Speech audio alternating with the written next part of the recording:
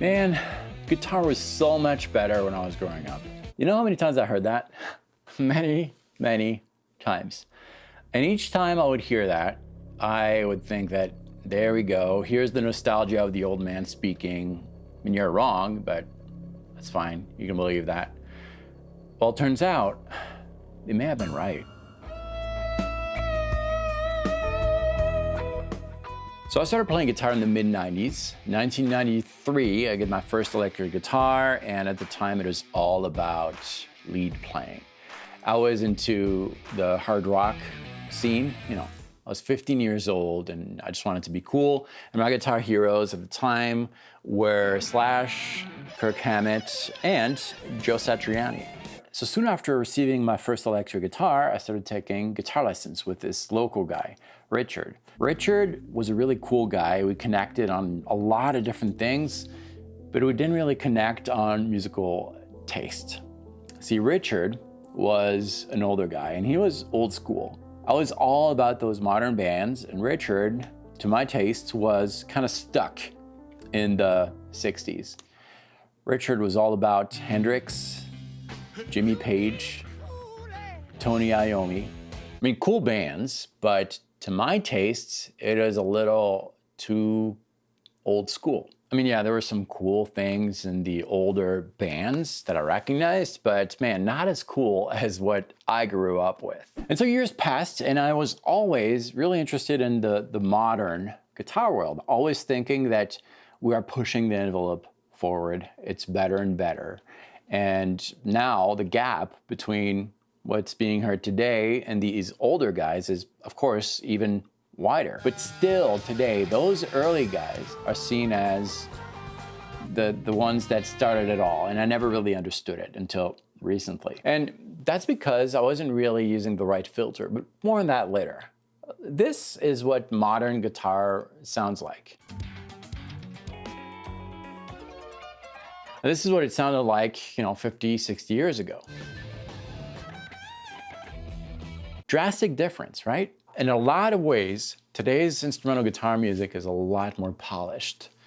It's a lot more technical. Things that are heard today would not have been imaginable 60 years ago. Modern guitar music is a lot more exciting, a lot more polished, a lot better than what it used to be. And that's what I used to think for many, many years. Until recently. This really came as a surprise. I was on my way to our family cabin in the upper mountains behind Colorado Springs. Beautiful landscape, remote, no internet. It's a great way to kind of disconnect and discover new things about you. And that's where I discovered that thing. So I was driving down the Gold Camp Road, which leads to our cabin, and I had my phone, I set the playlist on classic rock. First song comes up, good old Led Zeppelin. It's not like I've never heard the song before, we all have it in our mind, but for some reason, it's almost as if I had never heard that song.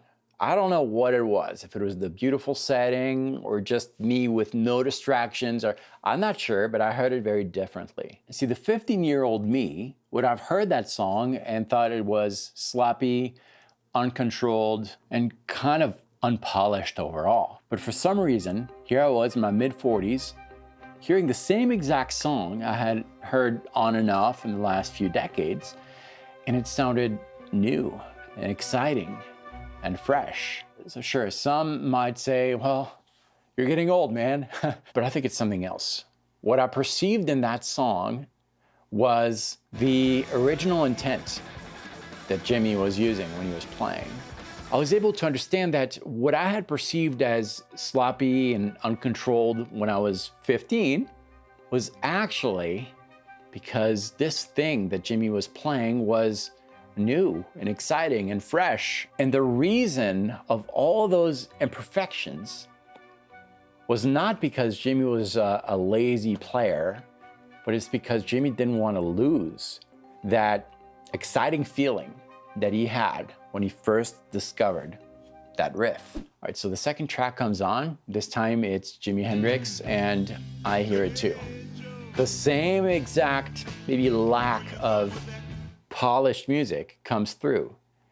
And I perceive that as the excitement of playing something that was discovered by Jimmy and shared with us on that recording that day.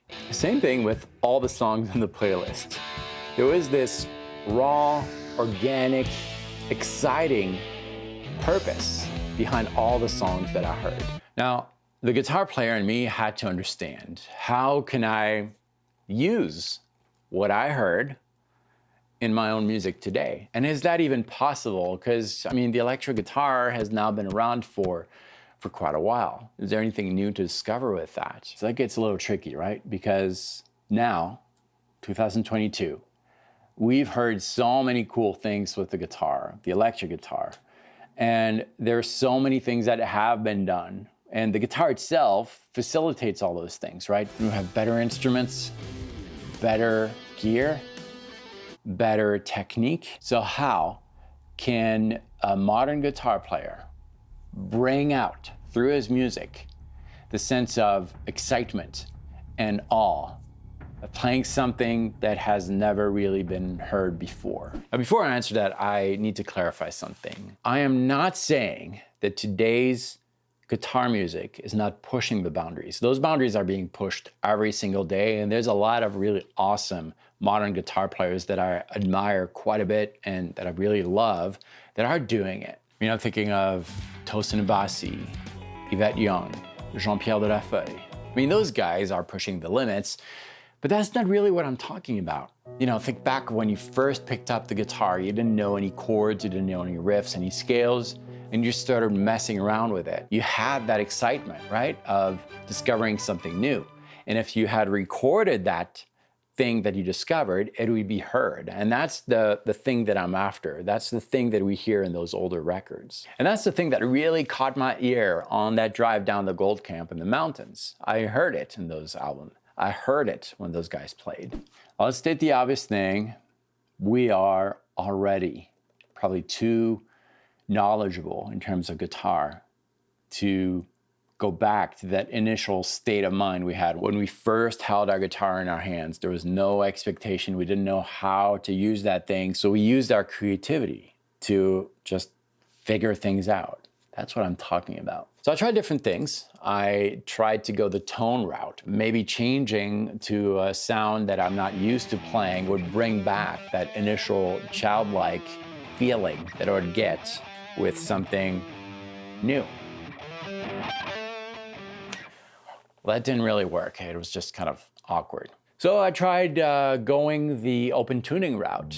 That would completely change my perception of the instrument and the way that everything sounds, breaking all the habits that I have.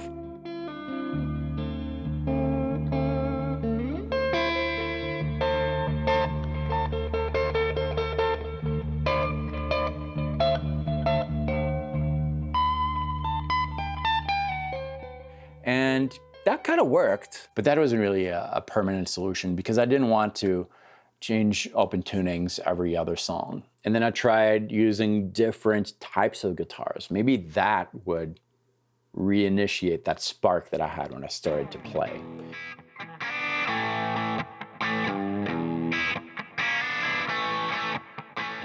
Well, that didn't last very long. I mean, yeah, when I picked up a new instrument, it did change a little bit my approach of playing. It's almost like I had this thing that I had to master and become more comfortable with, which is kind of what I was after. But I quickly got used to the instrument, and in the end, that was not a valid solution either. I thought about all this quite a bit, and I never really found the perfect solution. Everything I tried didn't quite work until I stopped thinking about the guitar. I actually took a break for a couple months. I didn't play, I didn't think about music. I was actually kind of burned out, and then I got back to it. Now, I still had all the baggage that I had acquired in all those decades, right? I still knew how to play, but for some reason, when I picked up the guitar again, I had that feeling that I had the very first time I picked up a guitar. It felt a little bit foreign.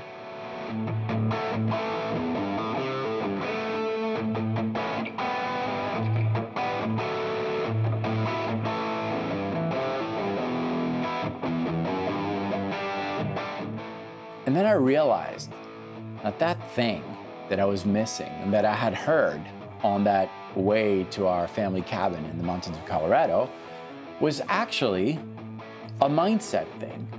And it's kind of weird because you might think that you can't hear a mindset, but you can. If I'm angry and I'm talking to you, you will recognize that anger. Music is a language. If I'm playing and I feel something, you're gonna hear it with all those little imperfections in my playing. I might attack a string a little bit harder.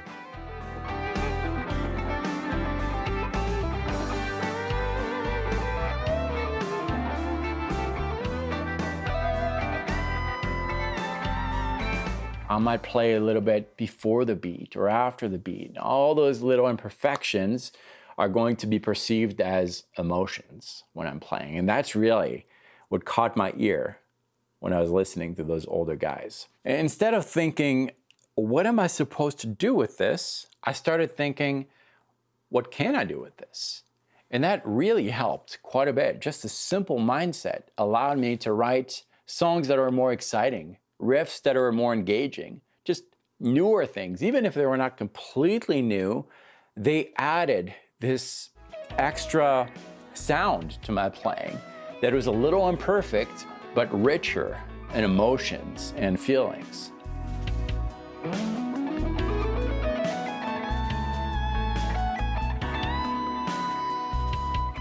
Now that was a great way to write songs, but when it came time to improvise, I always kind of went back to relying on the scales, the techniques, and I started thinking more in the lines of, what am I supposed to do with this? Thankfully, there was one guy that really helped me bring this type of sound into my improvisations. And that guy is also an old school guy. It's him. Carlos helped me a lot. Watch this video and I'll tell you how it's done.